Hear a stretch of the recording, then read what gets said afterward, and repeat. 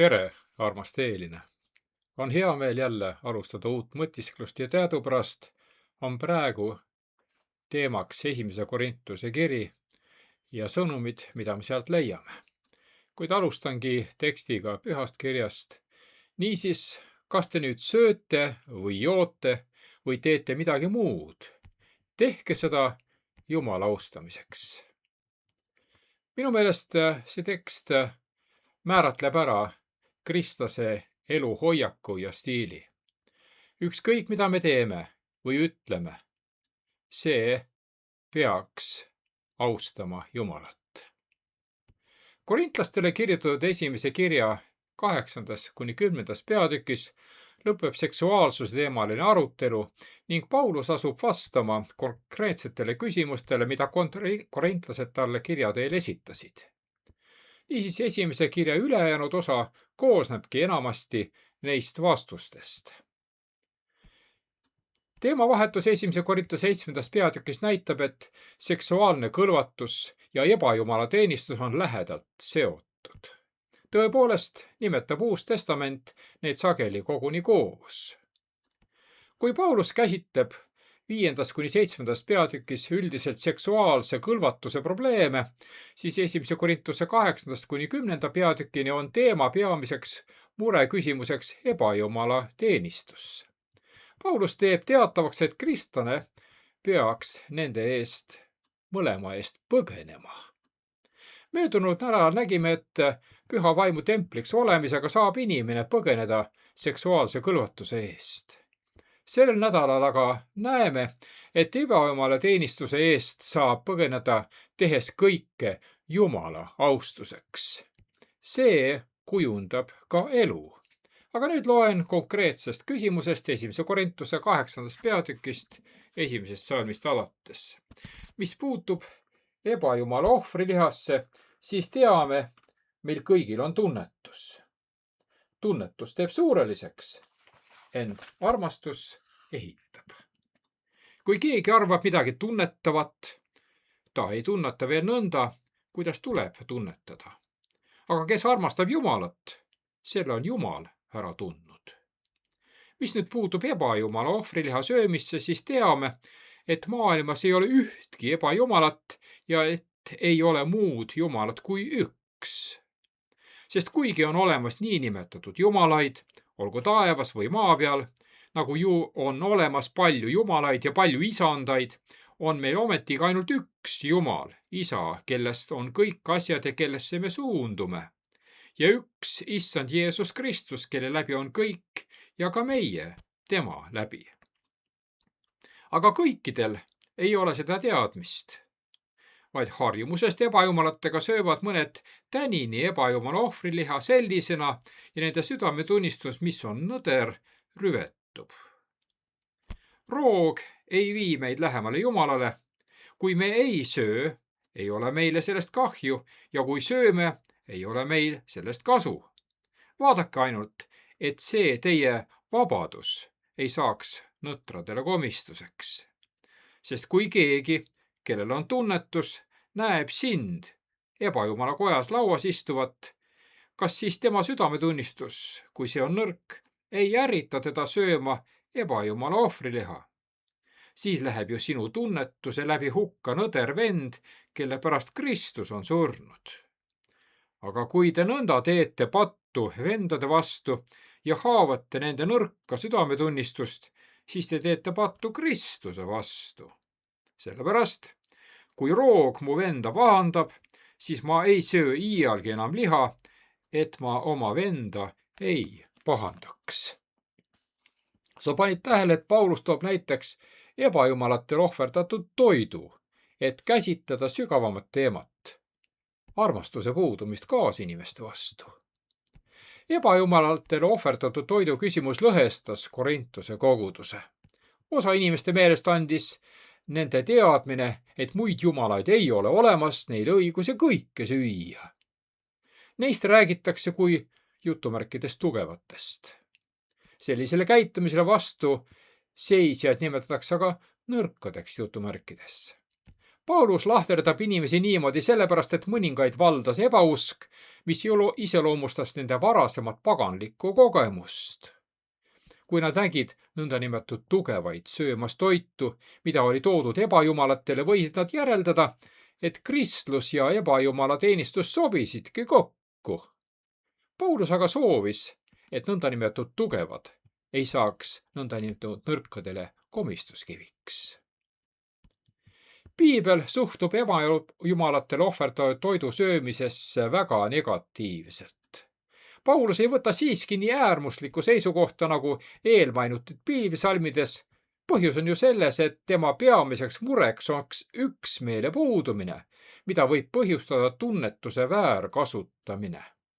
Paulus ei mõista hukka tunnetust kui iseenesest midagi halba, küll aga on ta sellise tunnetuse vastu, mis viib ülbuseni ja lõhedeni koguduses.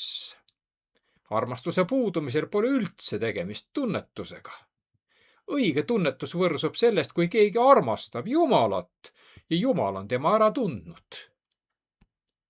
Paulus tsiteerib käesolevat teemat käsitledes 5. Moose 6. peatükki, kuidas usklikud peaksid teadma, et on ainult üks Jumal.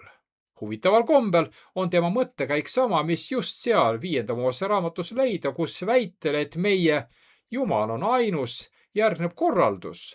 Armasta Issandat, oma Jumalat. Mõlema, nii Pauluse kui ka Moosese jaoks on tunnetus ilma armastuseta kogunisti väärtusetu. Oma teadmistes kindlad, nõndanimetatud tugevad uskusid, et ebajumalatele ohverdatud toidu söömine oli kahjutu. Nagu hiljem näeme, andis Paulus neile selle õiguse teatud tingimustel. Aga juhul, kui see saab nõndanimetatud nõrkadele komistuseks, tuleb seda vältida. See on piibli sõnum. Kristlased loobuvad oma niinimetatud õigustest, armastusest Kristuse ja kaasinimeste vastu. Paulus väidab, et ilma armastuseta võib tunnetusest saada midagi väga halba. Ja siin on mul nüüd 7 vaimse juhtimise õppetundi. 1. Korintuse 9. peatükist saame lugeda. Eks ma ole vaba. Eks ma ole apostel. Eks ma olen näinud Jeesust Kristust, meie Issandat. Eks teie ole minu töö Issandas. Siin kasutatakse mitmesuguseid märksõnu. Esiteks apostel. See oli keegi, kelle ülestõusnud Kristus läkitas otse evangeeliumi kuulutama. Niisiis apostel on läkitatud kuulutama evangeeliumi. Vaba sõna kasutatakse tekstis kedagi, kes omab apostelikke õigusi. Näiteks, Paulus oli Rooma kodanik. Tal oli rohkem õigusi ja vabadust kui teistel, kelle seda ei olnud. Siis edasi, Paulus väidab, et ta nägi Jeesust. Jah, see on tõsi, ta nägi ja kohtus Jeesusega Damaskuse teel. Pauluse tööl olid ka viljad. Ja see on asi, mis tihtipeale jääb 2 silma vahele või seda ignoreeritakse. Millised olid Pauluse töö viljad? Said rajatud kogudused ja kogudused tugevnesid ja kasvasid. Seega me saame väita, et apostel Paulus oli tegelikult juht. Aga loeme Galaatia 2. peatükist. Vaid vastupidi, kui nad nägid, et minu hooleks on usaldatud evangeeliumi kuulutamine ümberlõikamatuile, nõnda nagu Peetruse hooleks ümberlõigatuile, sest see, kes tegev oli Peetruses apostliametis ümberlõigatute seas, oli ka minus tegev paganate heaks. Ja kui Jaakobus ja Keefas ja Johannes, keda peeti sambaiks, tundsid ära armu, mis mulle oli antud, andsid nad mulle ja Barnabasele kätt osaduse täheks, et meie paganate seas ja nemad ümberlõigatute seas kuulutaksime armuõpetust. Seega, Paulus oli kutsutud, ta oli tunnustatud paganate apostliks. Niisamuti nagu Peetrus kutsuti juutide apostliks. Esimese Korintuse 9. peatükist me loeme, aga kui ma apostel ei ole muile, siis ma olen seda ometi teile, sest teie olete minu apostliameti pitser issandas. Mõned ka tollal juba kahtlesid Pauluse apostellikus kutsumises, sest tema ei olnud ju veetnud 3,5 aastat ühes Jeesusega, nagu teised olid. Kuid tal oli apostelliku kuulutamise pitser. Kõigi pöördunute puhul oli näha, et apostel oli kutsutud apostliks. Ja siit esimene õppetund. Vaimulikud juhid jäävad ustavaks isegi siis, kui teised neis kahtlevad. See nõuab tõelist julgust juhtida, kui sinu ümber on inimesed, kes selles kahtlevad. Aga ka suurt armastust Jumala ja kaasinimeste vastu. Luuka 6. peatükist me saame lugeda: häda teile, kui kõik inimesed teist head räägivad, sest sedamoodi tegid nende isad valeprohvetitele. Nii öeldakse mäejutluses. Seega, sinu alluvate heakskiit ei ole alati hea juhtimise märk. Kuid jätkame 9. peatüki lugemist. Aga minu kaitsekõne neile, minu arvustajaile on see: kas meil ei ole õigust süüa ja juua? Kas meil ei ole õigust naiseks kaasa võtta usuõde, nagu muil apostlitele on Issanda, vendade ja Keefasel? Või kas üksi minul ja Barnabasel pole õigust olla ilma kehaliku tööta? Kes läheb iganes omal kulul sõtta? Kes on, kes istutab viinamäe, aga ei söö selle vilja? Või kes hoiab karja, aga ei söö karjapiima?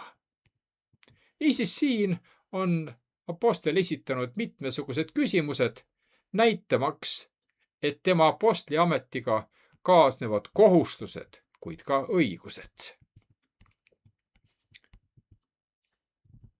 Teine õppetund. Vaimulikud juhid valivad ootamatu tee. 9. peatükis 1. Korintuse kirjas loeme: kui me teile oleme külvanud vaimulikku seemet, kas on see siis suur asi, kui me lõikame teie ihulikku vara? Kui teistel on niisugune õigus teie kohta, mispärast mitte palju enam meil? Me ainult ei ole tarvitanud seda õigust, vaid me talume kõike, et me mingit takistust ei teeks Kristuse evangeeliumile. Ta räägib siin teistest Jeruusalemmast pärit missionäridest, kes töötasid Korintuses. Kui teised vaimulikud juhid saavad kogudustelt rahalist toetust, kas ei peaks ka Paulus seda saama? Paulus ütles, aga meie talume kõike, isegi ebaõiglust. See, mis oli Pauluse tähelepanu keskpunktis, oli Kristuse evangeelium. Pauluse kriteerium kõigi otsuste puhul oli, et Jumal oleks austatud. Ja 3. õppetund. Vaimulikud juhid loobuvad oma õigustest evangeeliumi nimel. Kõik on keskendunud sellele, mis on evangeeliumi jaoks parim. See määrab kõik. Paulus kannatas oma otsuste tõttu loobuda õigusest saada oma teenistuse eest rahalist toetust. 1. Korintuse 4. peatükis loeme: praeguse hetkenigi kannatame nälga ja jänu ja oleme alasti ja meid pekstakse rusikatega ja meil ei ole kuskil asu. Ja me näeme vaeva tööd tehes oma kätega. Kui meid sõideldakse, siis me õnnistame, kui meid taga kiusatakse, siis me kannatame ära. Kas sa märkad siin selles tekstis seda indu ja seda pühendumist evangeeliumi levitamisele, et Jumal saaks austatud vaatamata kõigele? Kas kedagi sina tead, keda on rusikatega pekstud, kui sina oled kuulnud või kuulutanud evangeeliumi? Edasi ta jätkab 9. peatükist: nõnda on ka Issand seadnud neile, kes evangeeliumi kuulutavad, et nad elaksid evangeeliumist. Aga mina, ütleb Paulus, ei ole sellest midagi tarvitanud. ent ma ei ole seda kirjutanud, et mulle nõnda peaks sündima, sest mulle oleks palju parem surra, kui ei. Keegi ei saa mu kiitamist tühjaks teha. Paulus hoolis oma kaasvõitlejatest nii palju, et ta oli valmis isegi surema, kui see oleks vajalik.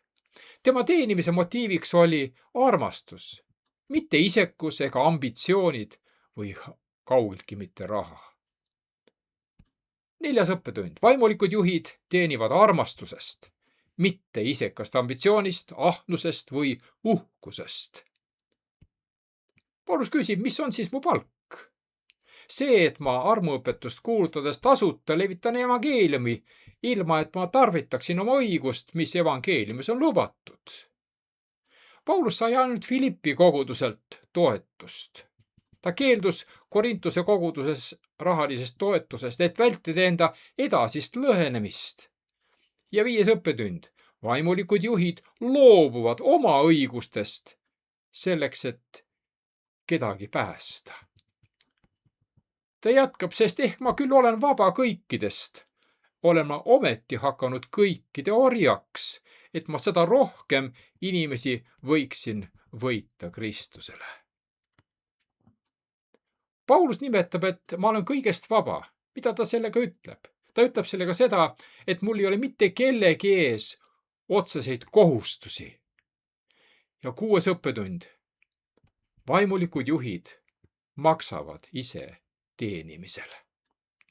Markuse 10. peatükk ütleb, sest inimese poeg ei ole tulnud, et lasta end teenida, vaid et ise teenida ja oma hinge anda lunaks paljude eest. Ja Pauluse sõnadega kõlab sama asi niiviisi. Vaid ma talitsen oma ihu ja teen selle oma orjaks, et ma muile jutlust öeldes ei saaks ise kõlvatuks. Ja siit 7. õppetund. Vaimulikud juhid elavad distsiplineeritult ja ausalt. Paulus ise praktiseeris seda, mida ta kutsus ka teisi tegema. Loobuma mõnest omaenda õigusest evangeeliumi nimel. Pärast seda, kui Paulus oli toonud enesesalgamise näite oma kogemusest, pöördub ta uuesti just ebajumala teenistuse teema juurde. Teatud mõttes arendatakse Korintuse 10. peatükis edasi 9. peatüki mõttekäiku, kus Paulus märgib, et enesedistsipliin on vajalik selleks, et mitte osutuda kõlbmatuks. Ta soovib, et korintlased matkiksid tema eeskuju, aga ülim eeskuju on vaieldamatult Jeesus Kristus. Olla kristlane on privileeg, kuid sellega kaasnevad tihtipeale ka lõksud ja langemise oht. Iisraeli privileegid, millest me tänapäev saame rääkida, näitavad meile kätte ka seda, mis toimub kristlikes kogudustes. Loeme 10. peatükisest. Ma ei taha, vennad, et teil oleks teadmata, et meie esiad olid kõik pilve all ja läksid kõik merest läbi.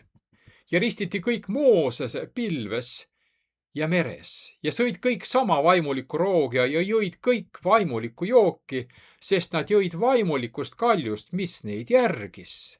Ent see kalju oli Kristus. Aga suurem hulk neist ei olnud Jumalale meelepärased, sest nad löödi maha kõrbes.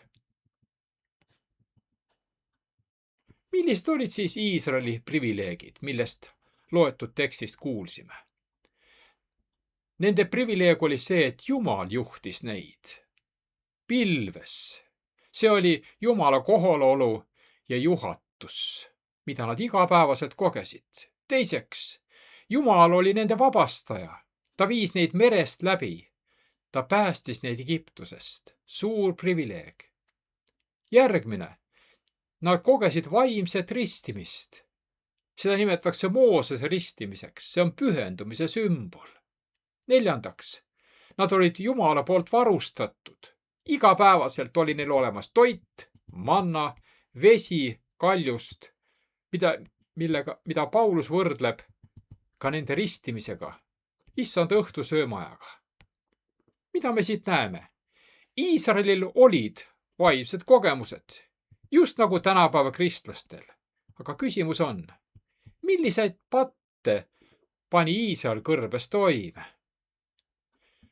Esimese Korintuse 10. peatükk tuletab meile meelde. Ärge ka saage ebajumala kummardajaiks, nõnda nagu mõned neist said, nagu on kirjutatud.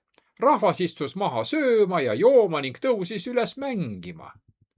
Ärgem pidagem ka hoora elu, nõnda nagu mõned neist pidasid ja langesid ühe päeval 23 000.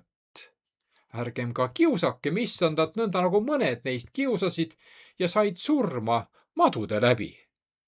Ärge ka nurisege, nõnda nagu mõned neist nurisesid ja said otsa hukka ja läbi.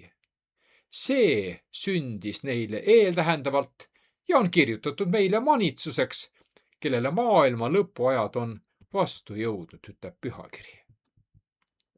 Niisiis vastus on siin olemas. Millised olid Iisraeli peamised patud? Esiteks, ebamoraalsus, mida me nägime.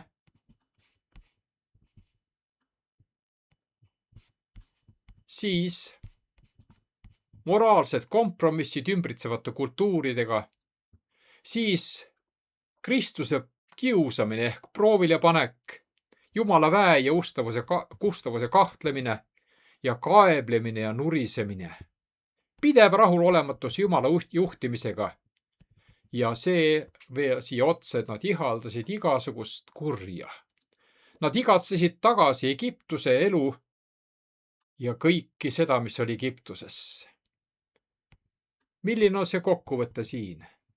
Nende patud ei olnud lihtsalt teod. Nende elu paljastas, mis oli nende südames.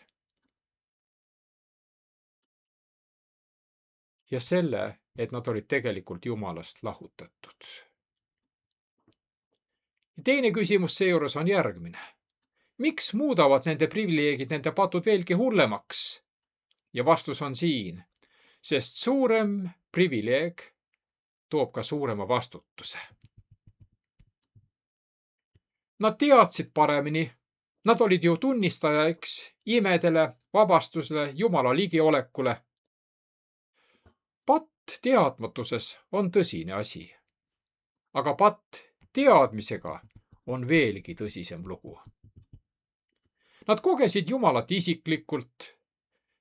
See ei olnud nende jaoks mitte teooria. Neil olid reaalsed kokkusaamised Jumalaga. Ometi pöördusid nad ikkagi ära.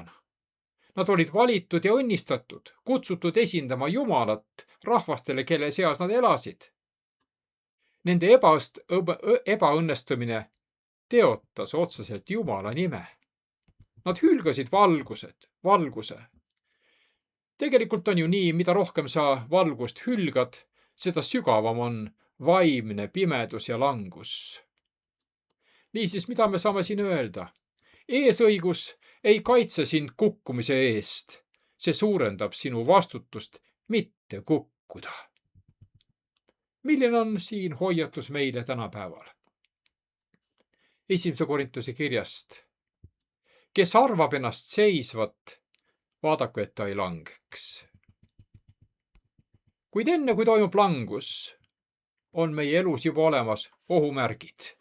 Ja lubage, et ma nimetan need siin järjestikku. Esimene ohumärk on see, kui keegi on ülemäära enesekindel ja eriti vaimulikes küsimustes.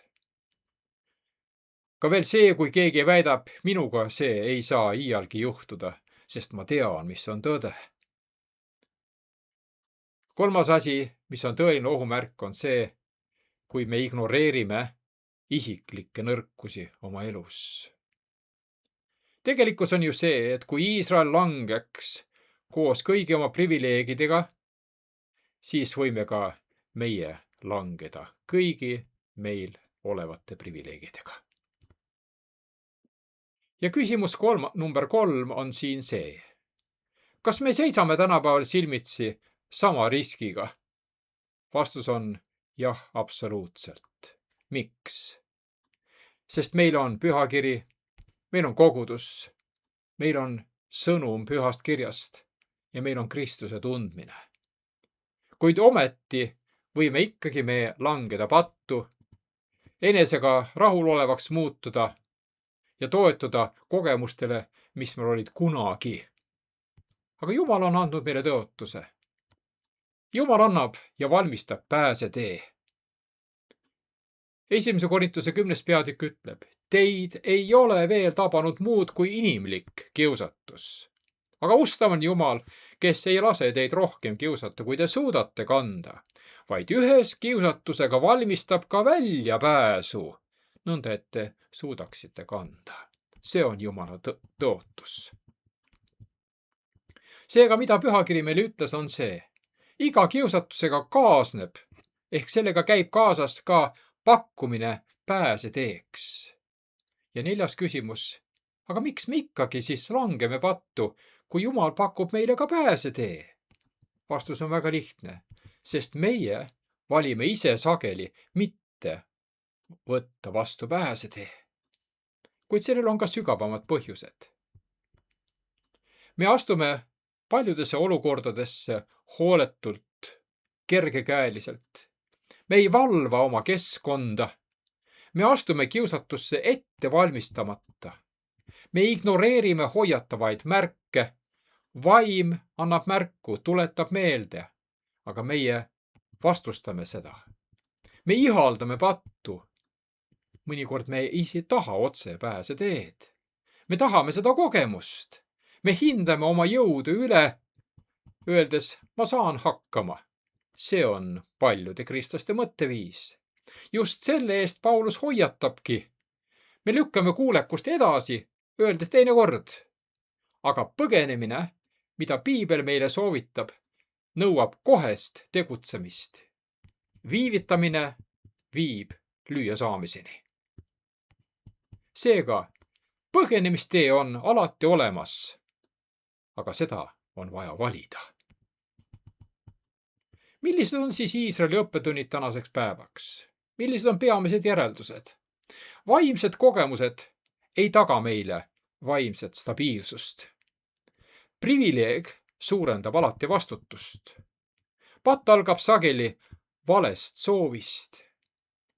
Liigne enesekindlus viib languseni. Jumala arm pakub alati väljapääsu. Seega Iisraeli ajalugu on meile hoiatuseks. Nende ebaõnnestumine on meile õppetunniks. Nende privileeg peegeldab meie privileegi. Küsimus ei ole üldse mitte selles, kas meil on piisavalt arusaamist tõest. Küsimus on hoopis selles, kas me käime tões, mis meil juba on. Ära sina usalda oma tugevust. Ära toetu oma minevikule. Jää ikka iga päev Jumalast sõltuvaks. Olgu sinu palve. Issand, hoia mind vaimse uhkuse eest. Aita mul kiusatust mõista ja valida pääsetee. Las minu privileegid juhatavad mind sulle lähemale, mitte sinust kaugemale. Nagu me lugesime 1. Korintuse kirja nõuandest, meie eesõigus ja kohustus on ebajumala kummardamise eest põgeneda. Kui me vaatame pühakirja tekste, siis me näeme, miks Saalomon tegi selle vea ebajumalta kummardamisel, sest ta arvas, et nii ta suudab inimesi Jumalale võita. Tihtipeale juhtub, et meie ise või ka meid ümbritsevad inimesed, kes väidavad ennast olevat kristlased, kasutavad maailma iidole, maailma muusikat, maailma toiduvalikut vahendina inimeste Jumalale võitmiseks. Aga Piibel näitab meile Saalomoni kogemusest, et see lõpeb kõik täieliku kokkuvarisemise ja lüüa saamisega. Just nii, nagu see oli muistes Iisraelis Aaroni päevil, kui Aaron tegi iidoli, et see esindaks ja annaks inimesele pildi Jumalast. Mida värki? 1. Korintuse 10. peatükis võtab Paulus kokku ebajumalatele ohverdatud toidu teema. Ebajumalate toidu ohverdamine võib paljude praeguste tänapäevaste ühiskondade jaoks olla kummaline, aga piibli aegadel oli see väga tavaline. Kui paganlikes templites ohverdati jumalatele loomi, anti osa loomast ametikohustusi täitnud preestritele, kes liha müüsid, sest seda oli liiga palju. Osa sellisest lihast leidis tee avalikele turuplatsidele ja kuna sellist liha ei hoitud turul müügiks pakutavast muust lihast eraldi, siis võis kristlane teadmatult osta liha, mida oli ohverdatud ebajumalatele. Apostli nõuanne siinjuures oli ju see, sest sellist liha võivad kristlased vabalt osta. Samas, kuigi kristlased võisid kodus süüa varem templis ohverdatud liha, oli neil otsesõnu keelatud paganlikus templis käia ja sealsetel pidustlustel osaleda. Kriteerium on siin väga selge. Kristlastel lubatakse süüa seda liha kodus, sest ebajumalaid ei ole ju olemas. Aga kristlased ei tohiks osaleda paganikel tseremooniatel, kuna see tähendab kurjade vaimude kummardamist. Paganlikest rituaalidest osavõtmine on sama, mis teemonitega osaduses olemine. Just nagu issanda püha õhtu söömaajast osavõtmine on Kristusega osaduses olemine. Seega ütleb Paulus, te ei või juua issanda karikast ja kurjade vaimude karikast. Te ei või osa saada issanda lauast ja kurjade vaimude lauast. Ja Jeesus teadupärast ütles, keegi ei saa teenida kahte isandat. Paulus õpetab, et Jumal nõuab jagamatust südamest tulenevat ustavust. Ta annab mõista, et ebajumala teenistust tahab teha issandat kiivaks. Et seda juhtuks, pakub Paulus 1. Korintuse kirjas välja ebajumala teenistuse vastase vääramatu reegli, pidades silmas 5. Moosese tunnistust. Kuule, Iisrael, issand, meie Jumal, issand on ainus. Armasta issandat oma Jumalat kõigest oma südamest ja kõigest oma hingest ja kõigest oma väest. Jeesus lisab 5. Moosese raamatu mõttele armastada Jumalat üle kõige, öeldes armasta oma ligimest nagu iseennast. Ma arvan, et sa saad ammu juba aru sellest, et ebajumal ei pea olema kivikuju. Võime ebajumalaks teha mida iganes. Millist ebajumalatte, kui üldse millegi eest on sinul vaja oma elust põgeneda? Ja kuidas on võimalik ebajumala teenistusest hoiduda sellest jagu saada?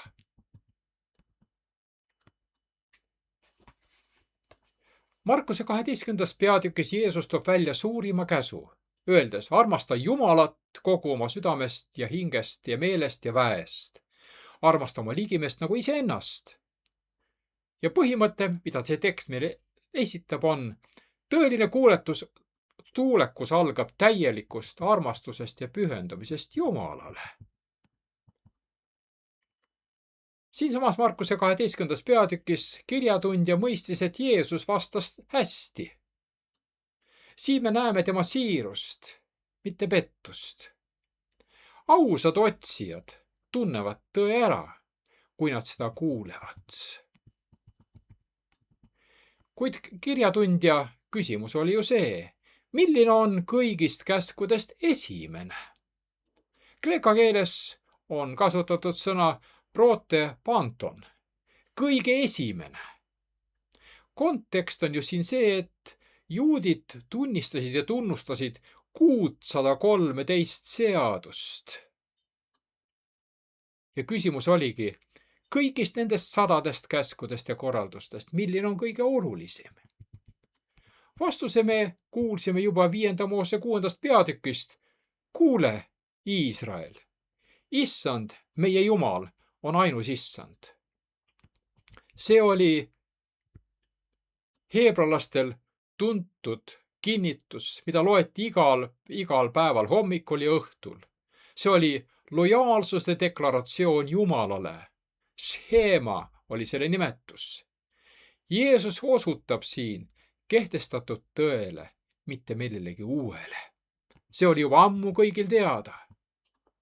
See haaras kogu südame, soovid, hinge, elu, mõistuse, mõtted, jõud ja teod. Iga osa meie elust kuulub Jumalale. See tuleb allutada Jumalale.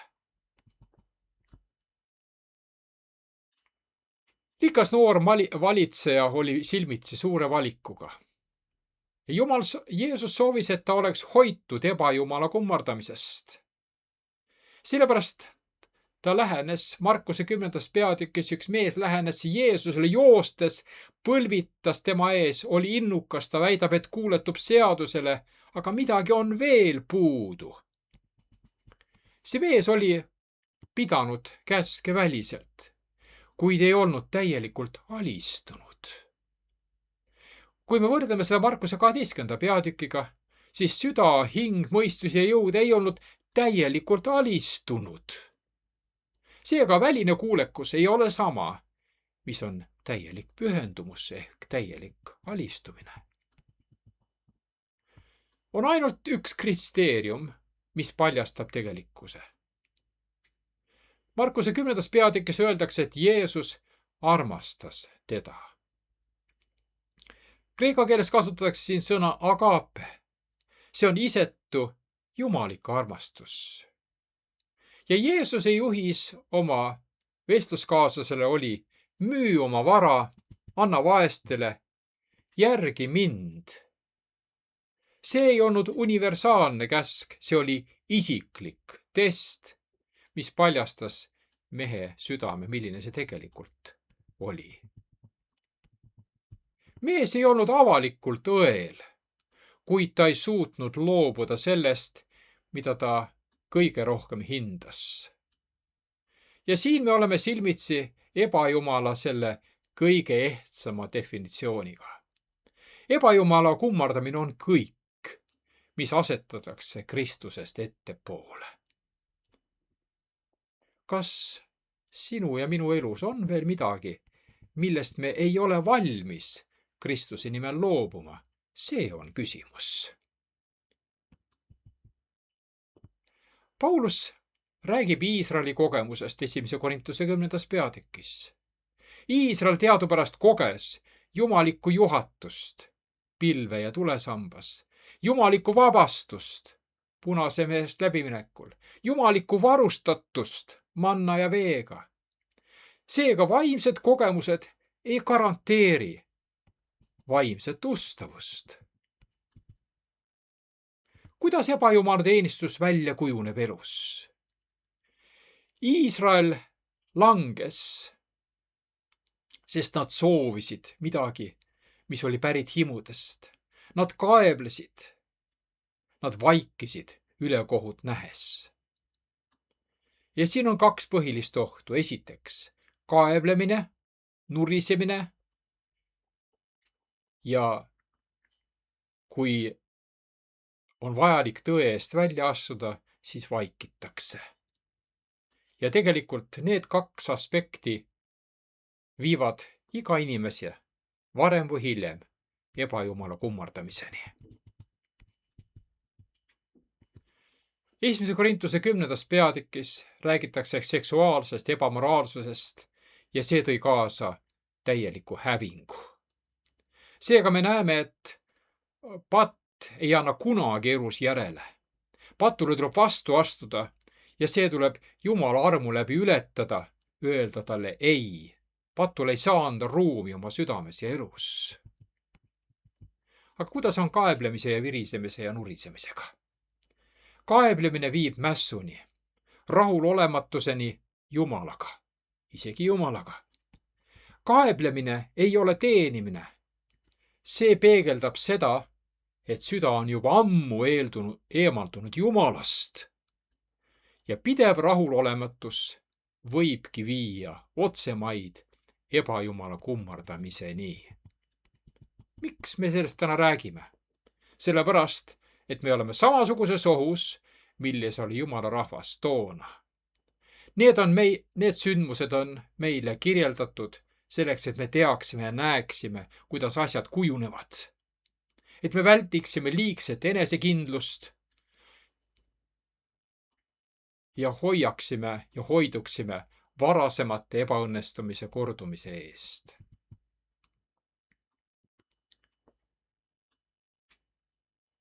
Nii kui me lugesime pühast kirjast, et Jumal valmistab pääsetee. Nii ka 1. Korintuse 10. peatükis me näeme, et kiusatused on kõigile ühised, aga Jumal on ustav. Jumal on alati valmistanud pääsetee. Ja see teadmine iseenesest, et on olemas pääs, muudab selle, kuidas me kiusatustega silmitsi seisame. Me toetume siin Jumala jõule, mitte omaenese jõule. Inimesel iseenesest puudub jõud patule vastu astuda, aga Jumalal on see olemas. Alati peaksime ja võiksime küsida, kas Jumal saab selle minu otsuse läbi austatud. Sest pühakirjast me lugesime, mida te iganes teete, tehke kõik Jumala austuseks. Ja nagu testküsimus võibki see olla meile täna. Kas see, mida ma teen, mida ma valin või mida ma ütlen, kas see austab Jumalat? Tegelikult see küsimus filtreerib välja kõik meie otsused. Nii saadaksegi üle ebajumala kummardamisest.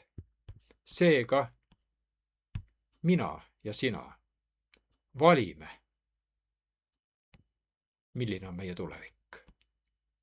Olgu Jumal sulle armuline ja õnnistatud päeva sulle sinu otsustes.